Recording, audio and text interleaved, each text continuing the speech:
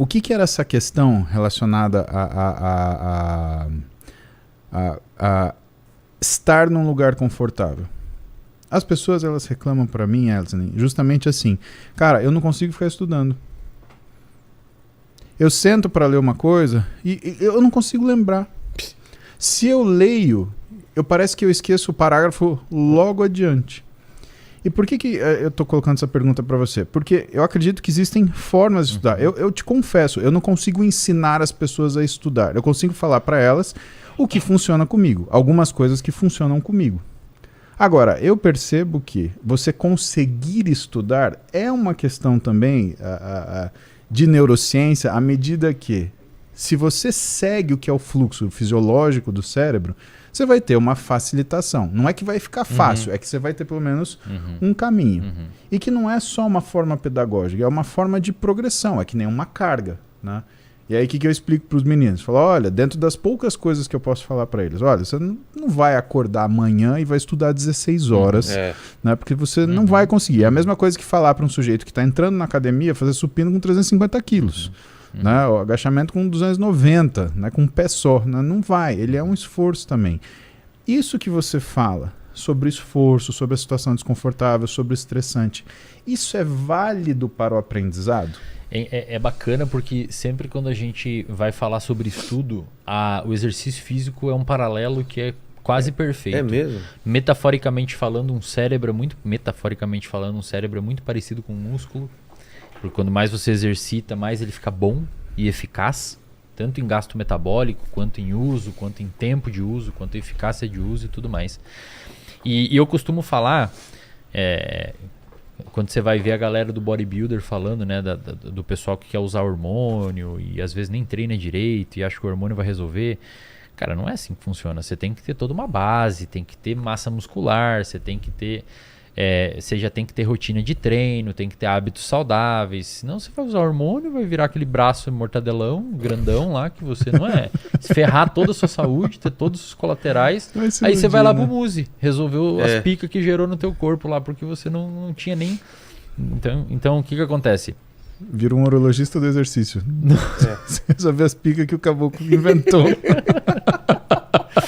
Então o que acontece, cara? Quando vem me perguntar de estudo, cara, Eslen, é umas perguntas que às vezes eu recebo, cara, que eu fico pensando, essa pessoa tá errada em múltiplas camadas que eu nem sei como que eu começo a responder ela. Assim, como que eu aprendo mais? Cara, primeiro, você tem que ter uma base para florescer um bom estudante, que é o quê? Você ter alerta. Não existe cérebro que aprende sem alerta. O aprendizado depende de alerta. Isso já foi demonstrado demais, cara. Um pesquisador chamado Merznick, um cara pica na área de neuroplasticidade. E a neuroplasticidade, para quem não sabe, você só aprende, eu vou repetir aqui para a câmera lá, você só aprende se existir neuroplasticidade no seu cérebro. A neuroplasticidade é a mudança das células do seu cérebro via experiência. Tem um inibidor que a gente usa no laboratório chamado MK801, que é um medicamento que é uma substância que ela antagoniza receptores de glutamato e NMDA. Então não deixa gerar influxo de sódio que abre o receptor de glutamato, tirando o magnésio que primeiro. Tô aqui, tá? Não, mas é pra galera ouvir ali. Normal. É bom que ouçam esses termos. Se vocês quiserem conversar entre vocês, beleza, mãe. Eu quero entender, né? Essa é a parte que eu agrado os acadêmicos, cara. Deixa eu agradar os acadêmicos. Deixa eu participar da conversa. Os professores não me encherem o saco. Quando você tem uma sinapse glutamatérgica, uma sinapse de um neurotransmissor chamado glutamato, o glutamato, ele é um neurotransmissor excitatório principal do cérebro que é liberado na fenda sináptica. Tá. Esse neurotransmissor é liberado na fenda sináptica. Ele se liga num receptor chamado AMPA, inicialmente. Esse receptor AMPA, ele abre, o receptor é um canal, então é um receptor ionotrópico. Ele abre e começa a ter influxo de sódio para o neurônio pós-sináptico. Esse influxo de sódio, que é um íon de carga positiva, ele começa a despolarizar a membrana. Então a membrana que estava em menos 65 mV, eu vou falar umas palavras estranhas. Tá. A membrana que estava em menos 65 mV começa a ficar mais positiva, indo para menos 60, menos 55, ou seja, ela está indo em direção ao positivo, né? Isso aqui às vezes é estranho. Em algum momento, essa membrana ela chega em menos 55, menos 50 milivolts e ela ativa os receptores NMDA. Esses receptores eles são ligantes dependentes e voltagem dependente. Ou seja, eles precisam que a membrana despolarize um pouco e precisam de um ligante glutamatérgico ali. Esse receptor abre. Isso aqui que eu estou explicando é o que acontece no seu cérebro quando você aprende. Ah, é? Quando você aprende que a capital do Brasil é Brasília, é isso que aconteceu no seu cérebro. Tudo isso Buenos que eu estou Aires. falando. Tá? O receptor AMPA abre. Começa a ter, ele tem um íon de magnésio que fica trancando ele, aí o íon sai quando despolariza, ele é expulso ali do meio, começa a entrar sódio, mas também entra cálcio. O cálcio que entrou no neurônio pós-sináptico, que é uma célula, vai ativar uma série de quinases internas lá, tipo a CAN-quinase 2 e a PKC e outras enzimas e outras proteínas quinases que são mensageiros químicos que vão até o DNA do seu neurônio, sinalizam os elementos reguladores de transcrição que vão fazer o seu DNA produzir novos canais AMPA, o primeiro, que vão se acoplar na membrana, tornando a sinapse mais sensível. Isso é neuroplasticidade. Se antes você precisava corta aqui se antes você precisava de um estímulo desse tamanho para gerar uma sinapse, agora você precisa de um estímulo assim. Porque antes o seu neurônio, isso aqui é um neurônio, tá? E isso aqui é outro neurônio. Esse aqui é o neurônio pré-sináptico e esse é o pós-sináptico. Se antes o seu neurônio tinha 3 receptores, agora ele tem 4, 5, 6. Portanto, você não precisa mais de 10 moléculas de neurotransmissores. Agora você precisa de 3, porque tem mais receptor. Então você liga esse neurônio aqui com menos neurotransmissor. Isso é neuroplasticidade. Tá? Por que eu estou falando tudo isso? Porque para acontecer tudo isso daqui e você ter um aprendizado no seu cérebro, é preciso alerta. Então o estudante que chega para mim falando assim, cara, eu não consigo aprender, eu não consigo estudar direito, eu tenho dificuldade, aí ele vai lá e fala pro Paulo na caixinha ou no banha, fala, eu não sei o que acontece, eu leio 3 páginas e não entra nada na minha cabeça, e aí eu fico com preguiça. Você não consegue uma boa capacidade de estudo se você não tiver alerta. Tá. Se você não ter alerta.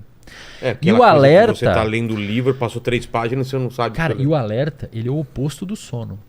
Então você precisa dormir bem para conseguir ter uma capacidade de... É o início, é a base, é a terra. É tipo, você quer plantar um pé de limão, um pé de laranja, você tem que ter uma terra possível ali. E essa terra é o alerta. Depois que você tiver isso, aí você tem que ter um ambiente favorável, um lugar que você tenha silêncio, uma estratégia de estudo, o que você vai estudar. E principalmente, cara, motivação. Né? Eu tenho uma aula lá no reservatório de dopamina que eu fiz, que chama Como Aprender a Gostar de Estudar. Cara, é uma das aulas mais vistas de longe, é 1 hora e pouco de aula. Mas você sabe que se o cara não gosta de estudar, ele não vai ver esse vídeo, né? Não sei que ele queira aprender, né? Então. Detalhe, não é como estudar. Não, mas não é como estudar. Porque ele é como não tá estudando. como aprender a gostar de estudar. Porque senão o cara tem que... Não, no meio da aula eu falei assim, eu falei, cara, não é sobre como estudar. Técnica, não é técnica de estudo. É como aprender a gostar de estudar, onde eu tento explicar pra pessoa como usar o sistema de recompensa dela. Eu vou te falar uma coisa que é meio óbvia, mas você vai explicar isso. É muito mais fácil a gente estudar de uma coisa que a gente precisa de uma coisa que a gente não precisa. Eu tenho que... É que a necessidade, ela é o medo é motivacional. Meu pai comprou um carro. Ele vai ter muito mais interesse em ler o manual e aprender sobre esse carro do que se ele tivesse que ler esse manual para nada. Sim, com certeza. Se eu preciso editar um vídeo, que foi o que aconteceu, eu aprendi muito mais rápido do que se eu fizesse um curso de edição e não tivesse uma coisa prática para usar aquilo. Com certeza. Você ter o estudo, e é isso que eu ensino na aula, você ter o estudo atrelado a uma recompensa. Isso ajuda você a ter motivação para estudar. Então, o que você vai ganhar estudando? E medo. Medo? Medo. Você tem que ter medo, cara. Medo do quê? Como é que você não tem medo? Como é que o Paulo, que é um... sucesso. De bombar na prova? Ou fazer cagada com os pacientes, não tratar direito alguém, não conseguir evoluir, outros canais do carro do meu pai de estragar lá na puta que pariu e não sei o que fazer. Não sabe o que arrumar. Outros podcasts atropelar o teu porque a edição tá ruim. Tem que ter medo, cara. Vou te dar uma explicação rápida. Hoje de manhã uma menina me perguntou no banha sobre doença de Pompe. Cara, doença de Pompe é glicogenose tipo 1. Esse é um negócio que acontece tipo 1 para 40 mil pessoas. É um negócio que eu parei de estudar na graduação. Sim. É raro? Essa menina... Raro pra caramba. 1 para 40 mil pessoas, indivíduos vivos, e a maioria, assim, não sobrevive muito tempo. Cara, essa menina me fez lembrar disso, por quê? Porque eu tive um paciente que eu vi na graduação e que, cara, eu olhei e falei assim, que essa pessoa tem? A doença de Pompe. Um paciente eu vi. Eu lembrei 15 anos depois. Cara, Exato. impressionante. E por quê? Medo. Eu não sabia tratar, não sabia avaliar, não sabia... Eu, aluno, né? Eu falei, cara, agora eu tenho que saber isso. Puta que pariu. E aí, vê todas... Aí você liga com todas as glicogenoses, né? Então, tipo 1, tipo 2, tipo 3...